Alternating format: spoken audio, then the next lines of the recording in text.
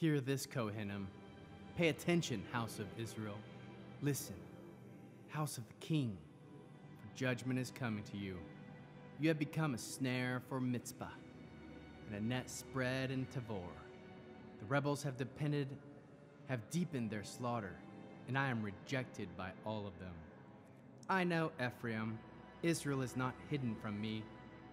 For now, Ephraim, you are a whore. Israel is defiled. Their deeds will not draw them to return to their God, for the spirit of whoring is in them. They don't know Adonai. Israel's arrogance will testify in his face. Israel and Ephraim will stumble in their crimes. Yehudah too will stumble with them. With their flocks and herds, they will go in search of Adonai, but they won't find him. He has withdrawn from them. They have betrayed Adonai by fathering foreign children. Now within the month of invaders will devour their land. Blow the shofar in Giva, a trumpet at Ramah. Sound an alarm at Beit Aven. Behind you, Benjamin, Ephraim will be laid waste. When the day for punishment comes, I am announcing to the tribes of Israel what will surely happen.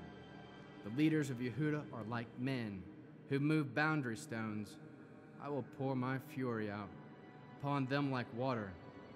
Ephraim is oppressed, crushed by the judgment, because he deliberately sought out futility. Therefore I am like a moth to Ephraim, and like rottenness to the house of Yehudah. When Ephraim saw his sickness and Yehudah his womb, Ephraim went to Ashur and sent envoys to a warring king. But he can't heal you or cure your womb. For to Ephraim I will be like a lion, and like a young lion to the house of Yehudah. I will tear them up and go away. I will carry them off, and no one will rescue. I will go and return to my place, till they admit their guilt and search for me, seeking me eagerly in their distress. Come, let us return to Adonai, for he has torn, he will heal us. He has struck, he will bound our wounds. After 2 days he will revive us. On the third day he will raise us up, and we will live in his presence. Let us strive to know Adonai, that he will come is as certain as morning. He will come to us like rain, like the spring's rain that water the earth. Ephraim, what should I do to you? Yehudah, what should I do to you? For your faithful love is like a morning cloud, like dew that disappears quickly. This is why I have cut them to pieces by the prophets, slaughtered them with the words from my mouth. The judgment on you shines out like the light. For what I desire is mercy, not sacrifices, knowledge of God more than burnt offerings. But they, just like men, have broken the covenant. They have been faithless in dealing with me. Gilead is a city of criminals, covered with bloody footprints. Just as bands of robbers wait to ambush someone, so does a gang of Kohanim. They commit murder on the road of Shechem. Their conduct is an outrage. In the house of Israel, I have seen a horrible thing. Whoring is found there in Ephraim. Israel is defiled. For you too, Yehudah, a harvest will come. When I restore the fortunes of my people, when I am ready to heal Israel, the crimes of Ephraim confront me. Along with the wickedness of Shamron, for they keep practicing deceit. Thieves break in and bands of robbers raid outside. They never say to themselves that I remember all their evil. Now their own deeds surround them. They are right in front of me. They make the king glad with their wickedness, and the leaders with their lies.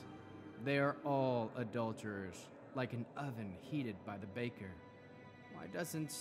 Who doesn't stoke the fire from kneading time till dough has risen? On their king's special day, the leaders inflame him with wine, and he joins hands with scorners, who ready themselves like an oven, while they wait for their chance. Their baker sleeps through the night, then in the morning it bursts into flame. They are all as hot as an oven, and they devour their judges. All their kings have fallen. Not one of them calls out to me. Ephraim mixes himself with the peoples. Ephraim has become half-baked cake. Foreigners have eaten up his strength, but he doesn't know it. Yes, gray hairs appear on him here and there, but he doesn't know it. The pride of Israel testifies in his face. But in spite of all this, they haven't turned to Adonai, their God, or sought him. Ephraim behaves like a silly, foolish dove, going to Egypt, then to Ashur for help. Even as they go, I spread my net over them. I will bring them down like birds from the sky. I will discipline them as their assembly was told. Woe to them, for they have strayed from me. Destruction to them, for they have wronged me. And am I supposed to redeem them? And they have spoken lies against me. They have not cried out to me from their hearts, even though they wail on their beds. They assemble themselves for grain and wine, yet turn away from me. It was I who trained and strengthened their arms, yet they plot evil against me. They return, but not upward. They are like an unreliable bow. Their leaders will die by the sword.